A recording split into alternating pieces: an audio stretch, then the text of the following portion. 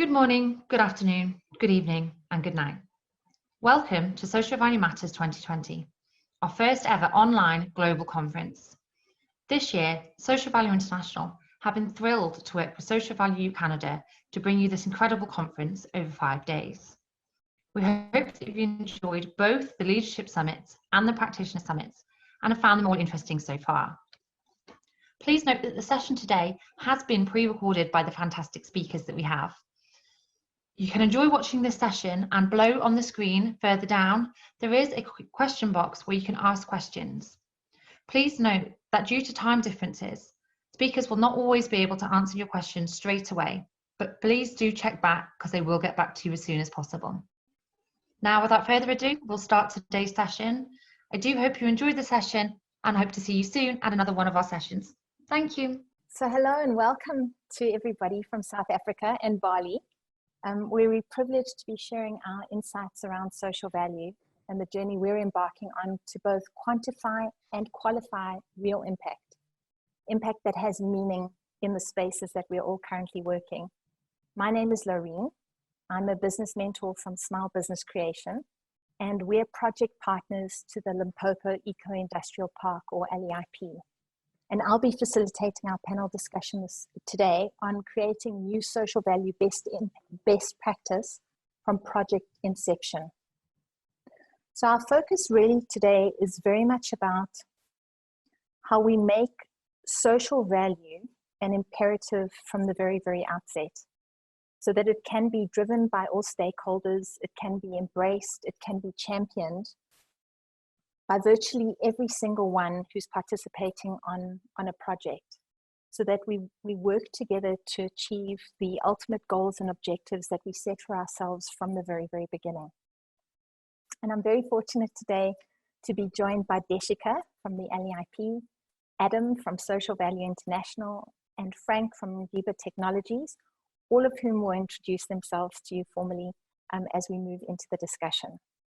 But I thought it would be helpful before we kick start and we invite them to start sharing their insights, to just frame what we will be sharing and the story and the context of our discussion today. So our story is its setting is South Africa, and like many developing nations, we're a country of extremes here. We've got a myriad of developmental challenges, and many of those have been deepened through the impact of COVID-19. But beyond that, we're a people who continue to demonstrate remarkable resilience and grit. There's a wonderful, for those of you who have visited here, there's a wonderful source of ingenuity and resourcefulness amongst our communities. And what's become more and more prevalent over the past 2-3 decades is a deep commitment to uplift and enable others. And what's wonderful to see locally is that that's being driven more and more by younger generations. So many of the projects that are being initiated here, whether they're at a micro or a macro scale, have deep social intent. This legacy creation intent, this commitment for everybody to leave a project better than when they started or when they came on board. And guiding that to a large extent, in a thread we're also starting to see more and more, is this thing of being better but being more responsible, and starting to own and really define what impact looks like. Having said that, however, real measurement of impact remains a challenge locally. So we don't necessarily have standardized definitions across many project partners, or we don't have project partners coming together to define what impact is going to look like in certain contexts. We don't know where impact begins and ends, where I own it versus the next project partner. And what we're seeing very often is that we've got impact being extrapolated, we've got double counting often happening on projects. So it's often very, very hard to look back on something and be very, very clear about what impact has in fact been created and where real change has been seen. So given that this is a very common problem statement, we are very fortunate to have a real-time opportunity to challenge this and come up with a workable solution. So our group of panelists today is representative of a far larger group of people who are working together to try and co-create a practical solution around framing social value, around framing impact, around measurement, and around real deliverables, so that we can make it, we can use this dynamic concept to bring real change and impactful change, the change that we need in society, the change that we need in our local communities. And the framework for that is this Limpopo Eco-Industrial Park, the LEIP, which has given us a wonderful opportunity for a living case study. So before I hand over to Deshika, who's going to give us a background to the LEIP, I thought it would also be helpful to contextualize our local setting and just also look at some of the construction sector nuances, because that's where our project will start, our case study will start. So like in many countries, our infrastructure development and our construction industries have been dominated for the longest time by very large-scale commercial players. So the market structurally supports them, and there are significant barriers to entry for smaller players. And these include community cooperatives, and they also include small-scale SMEs who would potentially subcontract into these projects. And the LEIP from the very beginning wants to challenge some of these sector barriers. So what this landmark project is really seeking to do is to positively disrupt many of these sector barriers, and through that, in its challenging and it's in how it approaches these, it approaches social value and impact and measurement from the outset. We're hoping to collectively impact the triple challenge of unemployment, poverty, and inequality, because that will make a real change and bring a real difference and real new opportunities and new possibilities for people living in these communities that will be directly impacted. So having said that, it's my pleasure to introduce Deshika to you. And she's going to now take us through different nuances about the project. She's going to create the context and set the scene, give us the background to where our project is going to be coming to life. Deshika, I'd like to hand over to you. Good morning, everyone. My name is Deshika Kathawaru. I'm an environmental scientist by training, but I'm also the CEO of Eco-Industrial Solutions and the Limpopo Eco-Industrial Park. So I'm going to tell you more about these projects a little bit later. I first want to set a bit of a local context. So I'm going to share my screen now.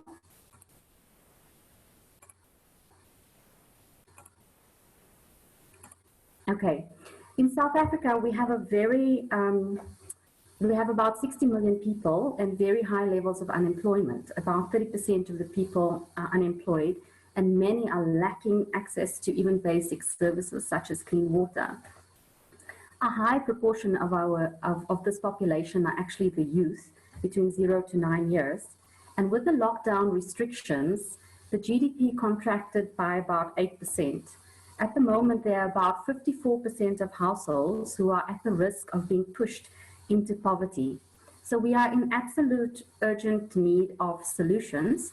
And we, Eco-Industrial Solutions, we are developing the LEIP, the Limpopo Eco-Industrial Park, in the Limpopo province. The Limpopo province is located in the northeastern corner of South Africa, bordering Botswana, Zimbabwe, and Mozambique. And the LEIP itself is located just north of the town of Messina, about 6 kilometers south of the Beitbridge border post to Zimbabwe. Limpopo province is blessed with a rich biodiversity, as you can see from these magnificent alders, and it also has an abundance of minerals such as coal, diamonds, platinum, chromium, copper, vanadium. It has a lot of agricultural produce as well. 60% of South Africa's tomatoes are grown in Limpopo, along with things like mangoes, lychees, nuts, potatoes. So it is really an absolute tragedy that the people of Limpopo, about 6 million, where 60% are children between 0 and 17, our future workforce, the future of the country, are poor and deprived. Messina has a population of about 32,000 people, and it's very much a rural area. where the children are stricken by multidimensional poverty. So when I say they're deprived, about 6 out of 10 of children don't have access to adequate shelter, and more than 4 out of 10 children don't have access to proper food. So it's really very tragic. But Eco-Industrial Solutions was formed in 2011 by Dr. Peter Dottori and myself to find solutions to the challenges facing humanity today. Our partners, Nabulelo Nkuman and Webster Mfebe, who is also the CEO of the South African Forum of Civil Engineering Contractors. Our slogan is industry nurturing nature. And essentially, we are on a mission to show that industrial development can be done in a way that uplifts local communities, and that technology can be integrated into the industrial design to prevent and eliminate pollution. We are also proudly one of the top 6 finalists of the 2020 Conscious Companies Award, where Professor Mervyn King chaired the panel of judges. So our aim is to apply industrial ecology, the principles of industrial ecology, which aim to find strategies to minimize the negative impacts of industrial systems on the environment, and that includes people. So there are 3 main principles to industrial ecology. The first is to integrate and preserve nature.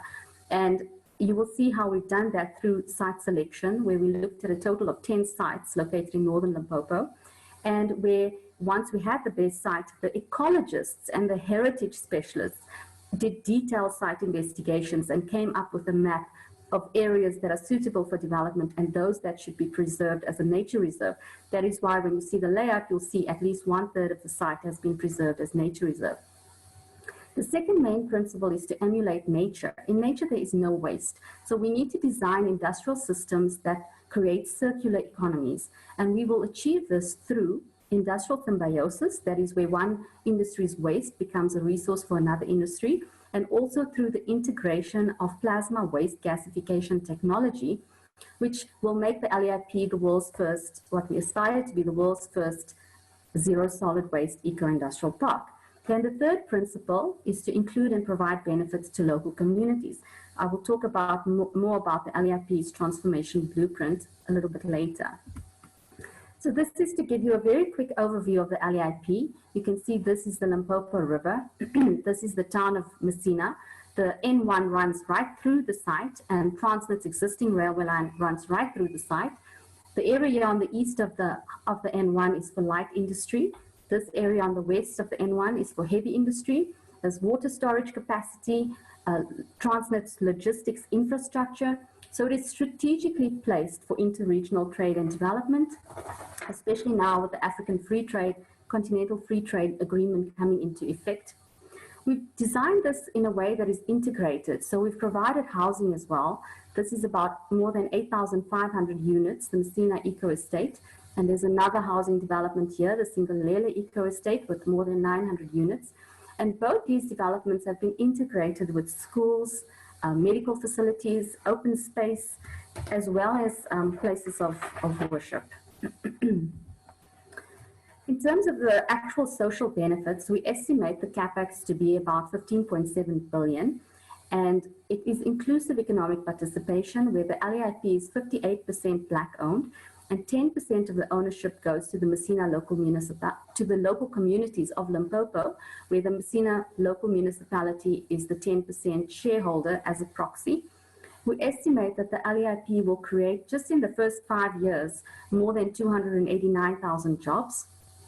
And we have come up with a system in order to create skills in the area and encourage locals to participate in the project, where we have mentoring partnerships. And this means that at the moment, about 13 of our partners have already committed to helping with the establishment of local SMMEs in the area.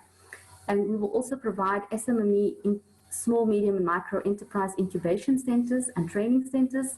And as I said before, that the housing developments have been integrated with schools and medical facilities, as well as recreational facilities. So this is just to give you an idea of some of the partners of the LEIP, with Messina Municipality being a key partner to realize the benefits of the LEIP. And some of these organizations are those who have committed to getting things going on the ground with the locals. So on that note, I will hand you over to Dr. Adam Richard, and the Magiga Technologies, who have actually created this app. And we are very excited about using it and applying it to measure the real impact of the development of this magnitude and how this translates when the impacts are measured from the very beginning. Thank you. Thank you. It's just great to hear about a project that's embedding and implementing these ideas of impact management and social value. We talk about it a lot within Social Value UK and Social Value International, where I work, and I'm projects research and training manager for SV UK. And I just think it's really important that we're reminded exactly what impact management means. And we've heard about it. That's what it means. It's about changing people's lives. And I sometimes think we just need to remind ourselves what we're really talking about and why we're having to talk about these ideas. And fundamentally, it's because we need to do things differently. This is an illustration that we use a lot because it just shows the rampant inequality that continues to grow. And it's inequality, I mean, this image could be many places in the world. It's not just inequality between countries, it's inequality within countries, within communities. And why does inequality matter? Well, it's a choice use of words at the moment, but inequality is a virus. It's a virus that affects everybody on the world's, everybody on the planet's life chances and even their life expectancy.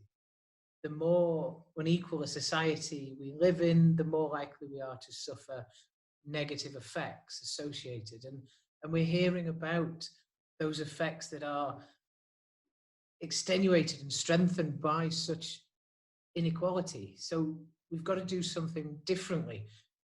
And it's, as I say, it's great to hear about such positivity, because I feel like I'm going to bring it down a little bit and remind us that we have some great targets that collectively, as a species, as a planet, we've all agreed that these 17 global goals, these SDGs, are exactly what we need. They are the targets to drive us forward, to unify what it is we want to achieve by 2030.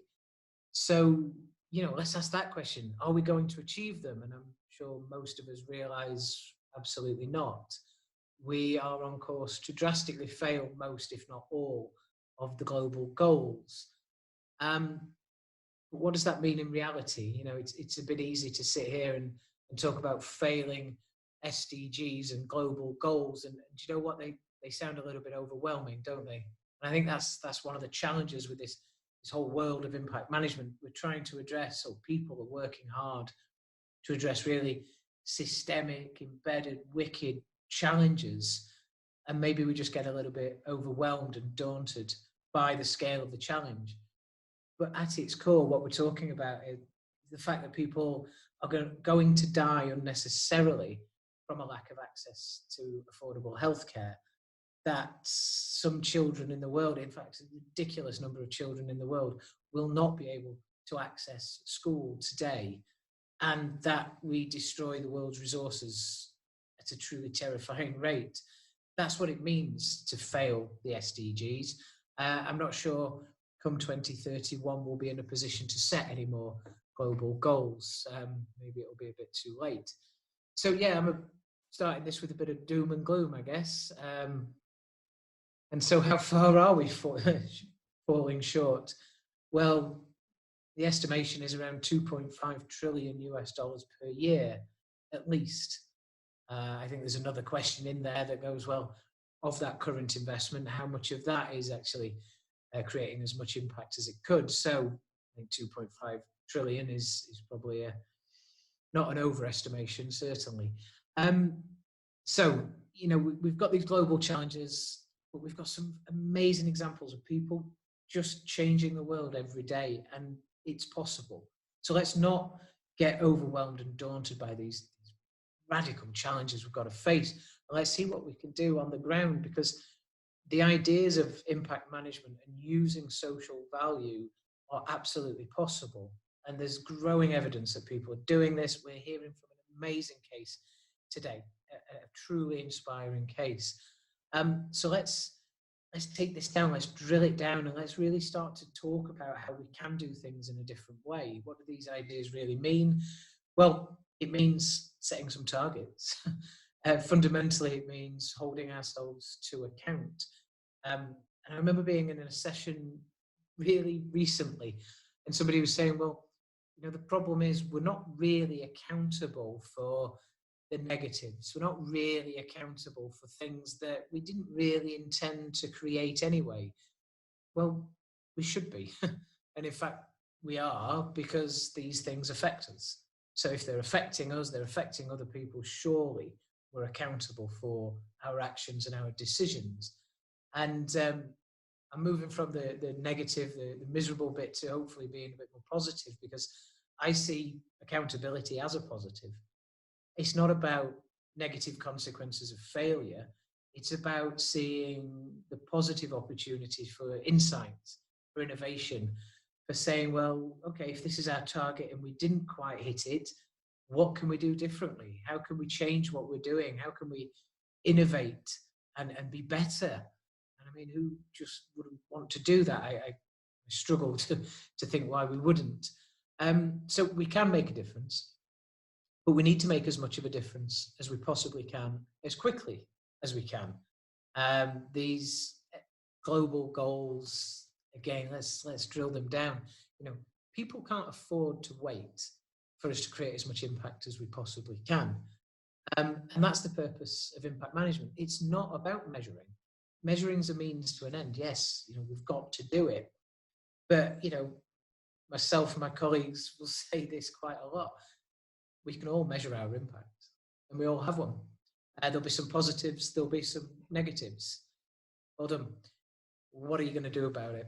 And it's about managing. It's about going beyond impact measurement. And you know, we use this word. Impact management is really fashionable at the moment, but I'm not sure enough of us are actually managing, maybe measuring.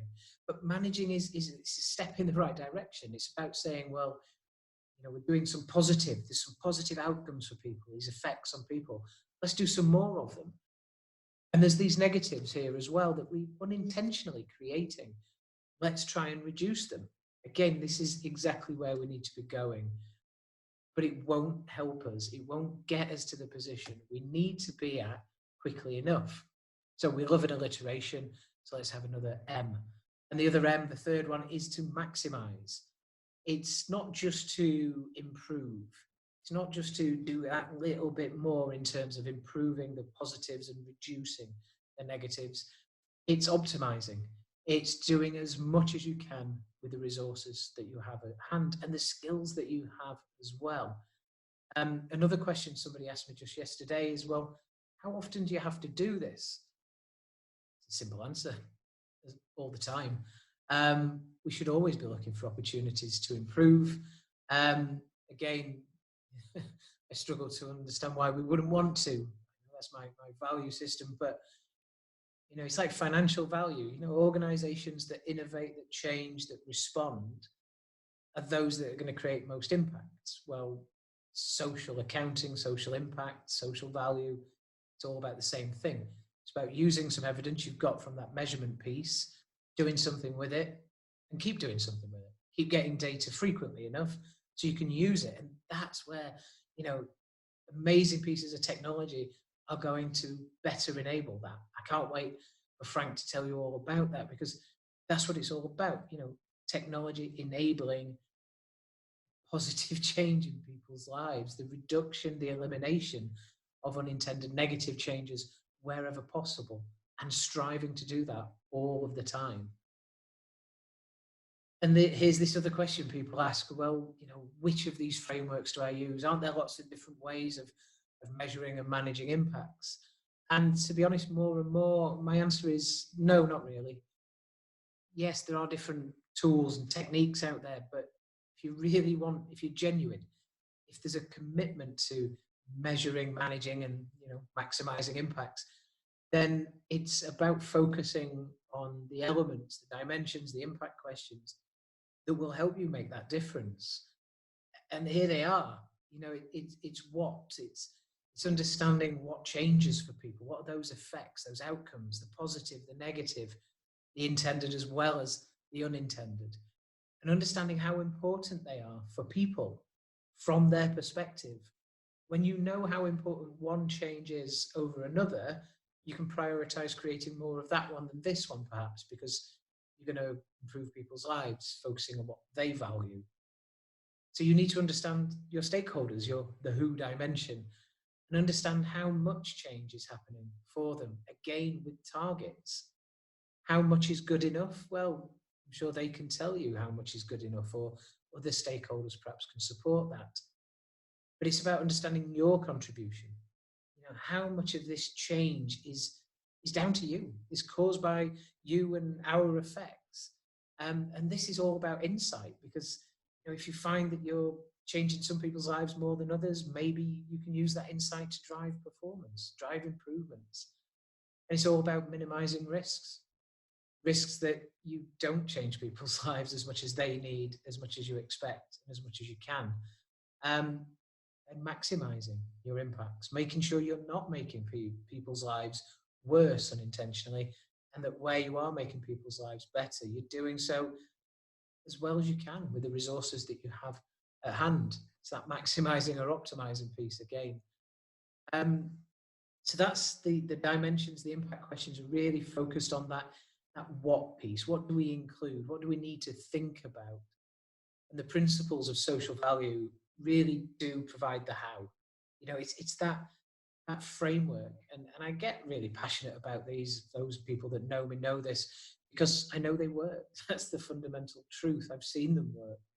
And what is incredibly powerful about this framework of principles, again, that guidance on how to address those dimensions, those impact questions, is that they bridge an accountability gap between decision makers and those that decisions target by involving those targeted stakeholders, giving them a voice that says, this is what's changed for me, or this is what's likely to change. This is how important, this is how valuable those changes are. And it allows that organization or those decision makers to focus on what really matters to people, those material impacts, and do so with a way that is good enough. I love a cheesy phrase, and my favorite is enough precision for the decision, because what the principles don't do is they don't provide a straitjacket, a one size fits all that says you must all do impact in the same way, and you must all do it with a costly approach and a high level of scientific rigor. They say, this is what you've got to ask. This is how you should go about it to ensure that your stakeholders influence your decision making, but doing so with enough precision for the decision. So yeah, okay, bit of doom and gloom, and I think we need to be really mindful of the fact that we do collectively need to do things differently and better, but there are solutions, and we just need to be focused on what matters to people, to stakeholders, people on the ground who are living the experiences that decision makers are trying to influence. Being respectful, listening to the voice of those who are affected and using that information to make some decisions. So I'm going to hand over to Frank now, who's going to tell us how this can be made a reality. Because again, it's easy to talk about these ideas, but I know that when we hear from Frank, it's really going to connect those dots as to how the projects that aims to make a difference will be able to make a difference by having some targets and involving the right people. Over to Frank. Thanks so much.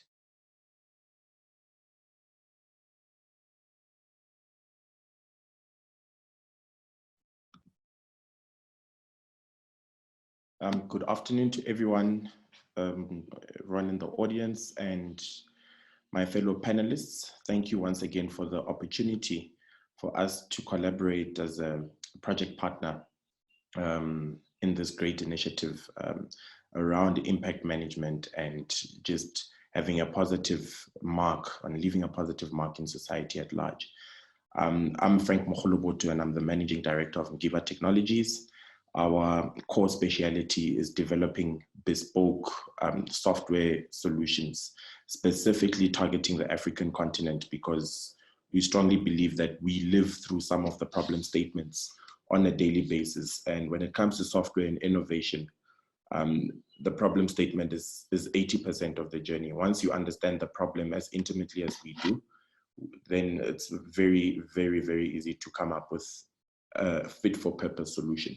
So what I'll be taking you through is how technology enables us measuring impact, as my fellow panelist Adam has just outlined, that it's not just about measuring and managing the impact, but maximizing it. And in the same vein, in our software and the way we design software, we always take a people-centric approach.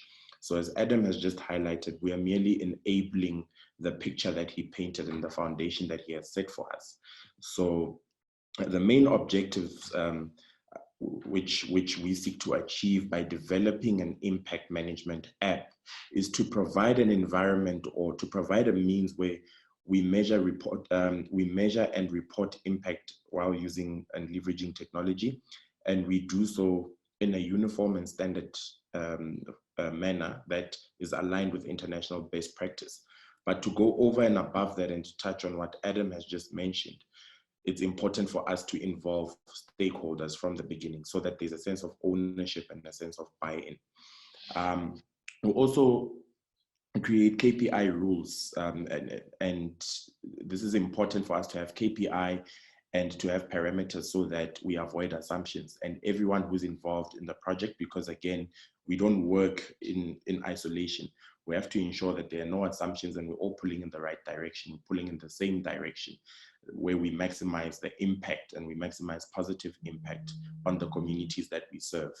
We also provide this app in order to give everyone who's involved in these projects and initiatives real-time visibility of what it is we're measuring, so that it can inform decisions of how we maximize this positive impact, and whether whatever it is that we're contributing is affecting the society that we're serving negatively or positively. So it informs this, decision-making of whether we change our tactics or whether we stay and apply tweaks and methods to improve and maximize impact. And also much importantly, as Adam just highlighted, that we have to validate and audit the data and the metrics that we've set out for ourselves, just to keep ourselves honest, to say, are we going the extra mile to achieve these goals, these impact management goals that we've set out from the beginning of this project? Because always at the beginning we mean well, but somehow along the way we tend to fall off, and revenue and financial gain tends to take priority sometimes at the expense of the livelihoods and the well-being of the communities we serve.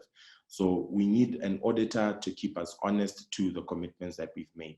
I think more important than any global standard, more important than any best practice or regulatory body, is stakeholder will. It's the stakeholder buy-in and stakeholder ownership. The technology, again, is merely a platform. It's a tool to help us realize that goal. So these are the main objectives of our impact app that seek to measure the key performance indicators which we set out for ourselves at the beginning of the various initiatives that we undertake. So as a very loose example, I'll take you through a case study which is related to a water supply project which was done in Limpopo, in the Sefene region, which is in the Capricorn District municipality, same region as Deshika highlighted when she opened for us today. So it's the same province in South Africa, classified as a rural province, and we have serious water issues in that region. I myself am a son of the soil of Limpopo, so I understand these challenges as I've grown through them and I've lived through them. And it also speaks to the gross inequality that we have, and the virus that Adam mentioned earlier in his presentation. So in this scenario, we were involved in a project to bring water to the community, and this would be achieved by means of groundwater. So drilling boreholes in order to ensure that there is water infrastructure that is pumped through into the households of the Sefene community, so that people could have a basic access to a basic commodity such as water. Again, all good and well to speak about impact management and bringing about change in society. But in a country like South Africa, where you find communities that are deprived of such basic human rights, it's sad. So this was a project that excited us to be a part of as a local company in Limpopo. So the project did kick off in September of 2019. And again, the objective was the provision of water infrastructure to enable water supply. And also we developed a municipal water infrastructure management system, because what tends to happen is our infrastructure deteriorates over time and the municipality isn't aware. And in the meantime, on the ground, people are suffering and don't have access to water. And this speaks to the point that Adam raised around the sustainability and longevity of our impact. So it's all good and well to deploy the infrastructure, but in the long term, you have to manage and maintain it so that communities can keep enjoying such a basic human right, such as access to water.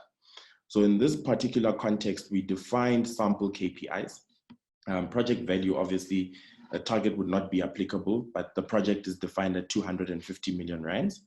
And typically, the government prescribes that at least 30% of the project value be allocated to local companies and local enterprises in the region. So in this particular instance, as per the government metric, it was set at 30% and it was also achieved. And then we looked at the number of permanent and temporary jobs created in the project. In South Africa, we have a serious issue of unemployment. So it's always a big key performance indicator to create employment in any project that we are involved in. So as a subcontractor to this project, we were targeting to create 5 permanent jobs, which was in our methodology and scope for the project, and landed in achieving 4 for the mere fact that one of the directors managed the project overall. So we didn't need to appoint a project manager in that instance. Now, this is speaking to Adam's point and just bringing more tangible key performance indicators, moving away from the wordy bits around impact management and now bringing it closer to home to say, these are the number of jobs we've created. And with temporary jobs, again, we set the target at 20 and managed to create 18 jobs. And I believe the statistic is for every single full-time job you create 4 jobs in the form of auxiliary type jobs that assist this professional in terms of households, schooling, etc. So the sheer impact of job creation is immense in this instance.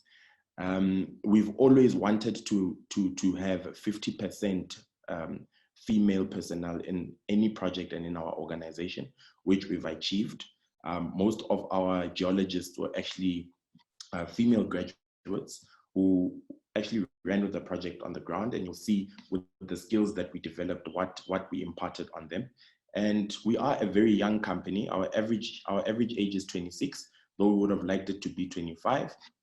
We believe a lot in investing in young people, because what tends to happen, another problem in South Africa, is we have overqualified unemployed graduates. And that for us was a massive problem, where experience is always a mandatory requirement when it comes to issues of employment. So it's up to companies like us, small, medium enterprises, because we are the engine of the economy when it comes to employment, to give these young graduates a chance. And that's precisely what we've done.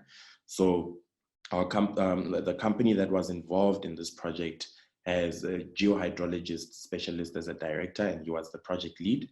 So he managed to impart some skills onto these young graduates. And those skills were technical skills in geology, geotechnical engineering, geophysics, financial management, because you have to appreciate the financial implications of your engineering interventions, supervision on site for any technicians that were working on site, and reporting back to the client, so the municipality or the provincial government, in terms of how the project is progressing. And all those skills were imparted. Most of these graduates have moved on now to a new project where they are running independently. So that is a testimony that we set out these objectives and we achieved them. So in the context of that, I just thought, just to give you an example of one such borehole that was drilled in this region, lots of groundwater in the region, where now the community had access to water, where previously they had to wait for water tankers to come and deliver the water. And sometimes some members of the community would fall short. And you can imagine the challenges that they went through, and that resulted in service delivery protests where, you know, there was issues between the government and the community. So it's such interventions that have a real impact on a basic human right, and the longevity thereof now lies in how we manage the infrastructure, how we ensure that the community continues to get and receive water in this instance. And how we do that is by measuring and managing our performance. So from the onset, we have SLAs which are benchmarked against industry best practice. But over and above that, it's also about what impact looks like for the stakeholders. The stakeholders being community members, community leaders, municipal managers, mayors, government officials, government project management units, members of society at large, ourselves as the technical experts. In order to keep ourselves honest and to ensure that we're all pulling in the right direction, and to ensure that the impact that we seek to achieve is a reality, we define clear and transparent KPI metrics, measurable and objective KPIs, focused and deliberate delivery, so we know exactly what we set out to do from the onset. Also, to echo what my fellow panelist Adam highlighted, is that we keep it simple in order to be able to realize it, not to overpromise, keep our KPIs simple, define what impact means to us in the simplest of ways. So that then helps us to have benefits realization, which now speaks to the app. How do we realize that benefit? How do we monitor, maximize, and manage it? So I'm just going to take you through some screenshots of the app and basically how it flows. So this is basically your landing page of our social impact app. And these are just quick blurs of what the app offers. So you can choose your social impact KPIs based on what impact means to you as the stakeholder. There's live tracking and notifications, so that speaks to the real-time analytics that I spoke about around how the project or interventions in society and in communities are progressing.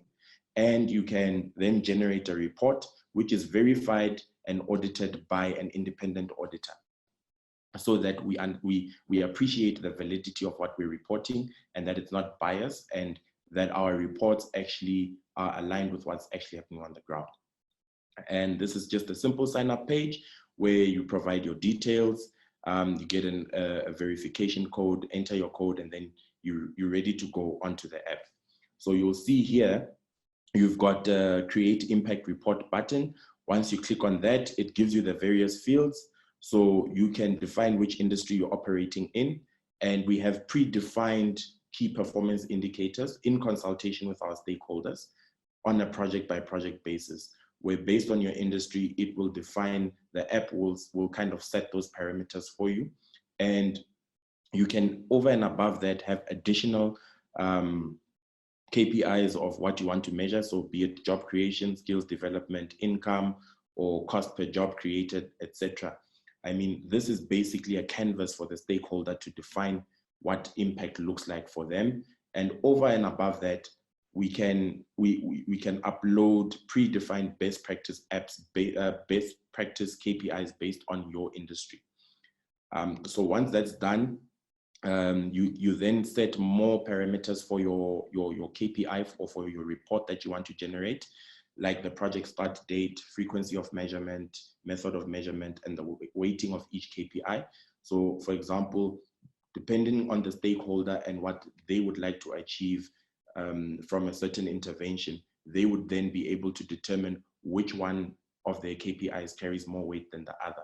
For us personally, it's things like job creation. That's a massive thing because it's a problem in South Africa, more so in Limpopo. So once you've done that, you can set up the report, and it basically, the report looks like this. So you'd have your financial KPIs, where, for example, like the project that we've just mentioned is 250 million rands. And now you want to drill down, as Adam echoed, to say it's good for us to have the sustainable development goals, but if we're not drilling down to those goals, they're going to overwhelm us, and we're going to end up selling, you know, things that we can't achieve on the ground. So in this instance, your KPIs is straightforward. Project value has 30% has to go to local business. So you'll see 75 million rands is 30% of the 250 million rands.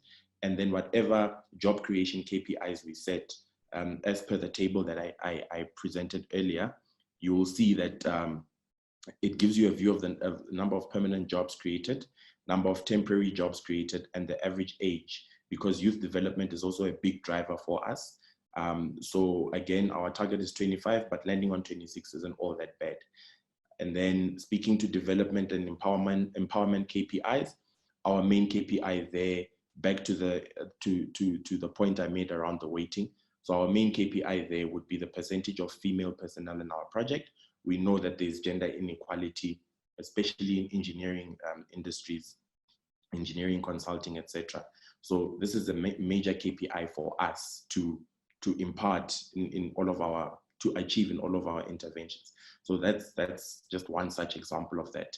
And then skills development, very important, especially to develop and grow a rural economy like Limpopo. You have to impart skills on local businesses so that they can carry and take ownership of the further development of the region. They can take pride in all of these interventions without having to rely too much on the bigger commercial players in the industries and in the market.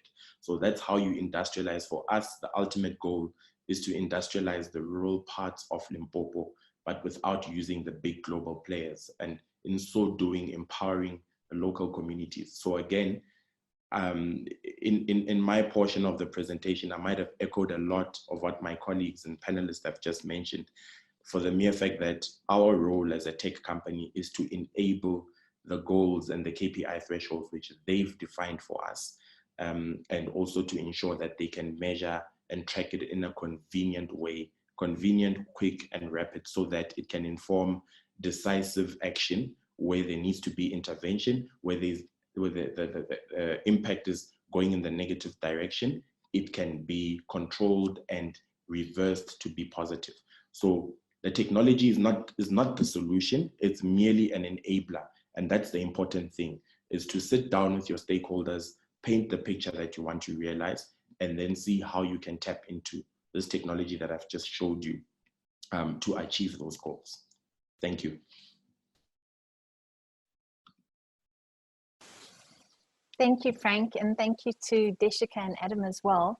We're just going to move into a very brief Q&A part of our panel discussion, where we just bring together the different aspects and the different roles of the various partners in this project. And Adam, I just wanted to please start with you by just asking really, what are some of the main challenges typically regarding uptake of social value measures? Are you seeing a shift at the moment? Is it becoming more of a priority, and why? Thanks, Lauren. Yeah, it's definitely becoming more of a priority. I think we seem to be in a really interesting point in time where there's a lot of forces and pressures really coming together. You know, you look at the change in terms of sort of the progression of impact investing, academia becoming more involved, a whole sort of, you know, real just growing global convergence. I mean, our conference last year was called Going Mainstream, and it very much is going mainstream. It's not gone mainstream. I wish we could say that in the sort of past tense. But I still think there's some big challenges. And I think for me, the biggest one, and I hear this from enterprises around the world, is that they don't see the value in it for themselves. And what I mean by that is there's still this perception, and understandably so perhaps, that it's an unnecessary burden. And it's something, you know, so the enterprise is going to collect the data and send it that way to whoever is demanding it. And it's of no value to this enterprise, to this entity. As soon as we can change that narrative and you speak with people and go, but this will help you achieve your goal, this will help you create more value for people, see new opportunities, then people become more receptive to it. So I think that's what we've got to keep doing, is changing that narrative and going, first and foremost, yeah, you can give the information that way, whichever way that is, but it's valuable to you as an organization who wants to create impacts. So yeah, changing that perception is really crucial still. Thank you. Thanks for that, Adam. Deshika, just to link to what Adam's just been discussing, how is this something that you're going to be embedding as a priority from the outset? What are you going to put in place to ensure that everybody, that you're really working with like-mindedness when it comes to measuring social value and impact from the outset? How will you be structuring that? Thanks, Lorraine. Lorraine, from the beginning, when we wrote the original master plan in 2012, we already laid the foundation, for a project that is sustainable, that benefits local people and does not pollute the environment. And along with that, we also developed a Memorandum of Incorporation, and that outlines all our requirements or rules for tenants who intend to locate within the Limpopo Eco-Industrial Park. I mean, we certainly don't want dirty industries or anything like that. But also we have also technology solutions partners. So whatever industry approaches us, we will look at their process and see, whether it's something that would be suitable within the Eco-Industrial Park or not. Then from a more appointment of local contractor perspective, we have a partnership with the South African Forum of Civil Engineering Contractors, and they are going to be our quality assessment and assurance partner to ensure that the people working on site are, they fit the relevant criteria. And then in terms of the individual contractors, during the bankable feasibility studies, we will be sitting down with each of them to see, especially those that have already committed to forming the partnerships, the local SMMEs in Messina and in the local environment, to see exactly how many jobs are they meant to create. And obviously we will have all the estimates. So if during the BFS they say they need 500 electricians, or, we will then go through each of that, what level of skill, what income, and make sure each contractor has their allocated KPIs to ensure that this actually happens on the ground. But not only that, but also to ensure that these local SMMEs have sustainability. So after a 5-year period, how have they developed? There will be a SMME incubation center within the LEIP, so we will be there to support and help as far as possible. But the idea then is for our contractors who are actually based in either Joburg or Polokwane, that they can then pull out and leave the locals with the maintenance contract so they can continue, and that the jobs can be, sustainable for the long term, not just limited to the construction period. So I'm not sure if that answers the question. Thank you. No, absolutely, Deshika. Thank you. Thank you so much. And I think what you've also illustrated, which brings me to Frank, is you've illustrated the complexity, I think, and the diversity of the stakeholders that are going to be involved in this project. Frank, you've reiterated, several times that the technology is not the solution; it's an enabler. How, in a project like this, will you ensure that it's used? Because it's one thing to have it, but then to actually drive the change that we all talking about, it has to be used on the ground. What, in your experience, is going to be critical in terms of actual application? I think from inception, it's important to empower the users. And by empowering the users, what we mean is electing stakeholder champions, so that all your stakeholders are part of this journey from the beginning. Obviously, if you're introducing the technology, you would want your stakeholders to internally take ownership of it and to train fellow colleagues, train fellow stakeholders on how to use the technology, and to make them realize how important it is and how much easier it makes their lives. So I think the important thing is to ensure that there's a strong training regime that enables a sense of ownership from the beginning, so that you almost play a background role. So it's not a matter of you getting in there and forcing the technology down people's throats, but taking people as part of the journey, going with your stakeholders, allowing them to have a sense of empowerment and ownership, so that they can empower other stakeholders who they feel the app is relevant for. So I think it's all about that change and transition management at a people and not a technology level.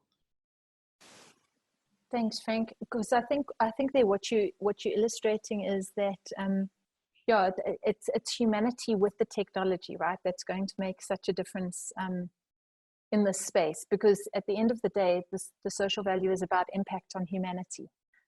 You know, and the tech can only enable that and show us what we're doing right. And as Adam so rightly said earlier, and also show us what we're not doing well or what we're doing incorrectly, and need to build on that. 100%. So I think, thank you. No, thanks for that, Frank. So I think having said that, we've come to the end of our time together. I'm just going to give everybody the opportunity just to maybe say something in closing. I think, Deshika, if we can maybe just start with you, just to frame, yeah, how you'd like to end your contribution. Essentially, I think, you know, the LEIP is redefining the way in which industrial development is done. And this was the intention from the very outset. So I think it is absolutely wonderful, and we're very grateful for this technology that will allow us to actually measure that impact, not only for the LEIP, but also for other developments that we will do going forward. So we can also make sure that we continuously improve in terms of the social benefits we provide, the environmental benefits that we provide. And so we are very excited about this. And thank you, Laureen, to you for this whole setting everything up, and to Adam and Frank as well for your contributions. We are very excited about applying it in the LEIP. And we do, at the end of the day, want to see that, you know, is this really a new development pathway? What you know, when we quantify it, what do the numbers actually say? And what were the benefits that are actually realized? And how it makes a difference from doing this from the very beginning, initial planning stages, you know, and what that translates to in reality on the ground. So thank you very much. Thank you. Thank you, Deshika. Adam, over to you. Yeah, I feel like I just want to say, I want to echo everything Deshika and Frank have said. Firstly, thanks, Laureen. Absolutely. I just think it's a great example of how, you know, we've got all these big agendas, macro level initiatives, and big organizations talking about great ideas about eradicating this problem, and they're so terrifying, they're so entrenched and so systemic. But it is exactly as Frank said, it's about empowerment. So if you've got projects that are, in a nutshell, trying to empower people in different ways, well, why shouldn't impact management itself, and even that word, you know, it's so jargonistic, isn't it? Why shouldn't the way that we make decisions empower people as well, so that on the ground, they are able to inform decisions that affect them? And I've got friends and colleagues who say that, you know, it's about shifting power, and it is. But I still think that empowers the decision maker. It empowers the person who's the recipient of that decision, but it empowers that decision maker to make better decisions as well. So yeah, it's great to see these ideas we talk about regularly they are put into practice, and that's what matters. And it's just an amazing partnership. So yeah, thank you again, everyone. Thank you, Adam. Frank, over to you. How would you like to? Yeah, what last message would you like to leave with us? First of all, just want to thank you, Laureen, for affording us this platform, and my fellow panelists, Adam and Deshika. It's for us, you know, empowering South Africans has always been at the very core of what we do. In all of our solutions, that's what we seek to do. So again, I think it's an opportunity, this impact management dialogue presents an opportunity where now we need to really start engaging people on the ground, the people who live through some of these interventions on a day-to-day basis, rather than trying to approach it as corporations. It needs to be a people-centric philosophy of project management, where we engage communities, we engage society, and empower them. I mean, South Africa's mobile device penetration is one of the highest in the world. So there's no reason why they can't leverage the technology in the most rural of areas where there's cell phone connectivity. So it's about us bringing that to the palm of their hands, empowering them, giving them that power to have a voice in making decisions that will impact their livelihoods and the livelihoods of generations to come. So that's how we want to use the tech in a positive manner to realize that goal. So yeah, once again, thank you for this opportunity. Thank you. Thank you, everybody. And thanks to all of you for joining us today. It's been a privilege to be with you. We hope we leave you with some new thoughts, some new ideas, some questions, and ultimately some inspiration about your own journeys towards measuring and really creating social value. And I think the invitation from all of us as well is to please keep watching this space. If you're keen to collaborate and connect, please do so. Because for us, it really is about finding new pathways with this project, as Deshika said, and reimagining partnerships that can lead to viable, sustainable solutions that really change our world. So thanks to all of you, and continue enjoying the conference. I hope you enjoyed today's session at Social Value Matters 2020. Once again, if you do have any questions for the speakers on today's session, please do ask the questions below in the box, and the speakers will get back to you as soon as they possibly can. On behalf of everybody at Social Value International and Social Value Canada, I just want to thank all of the speakers for the incredible sessions that they've done today, and all of you for attending. We hope that you find the rest of this week's conference as interesting as you found today, and it will see you soon at another one of the events.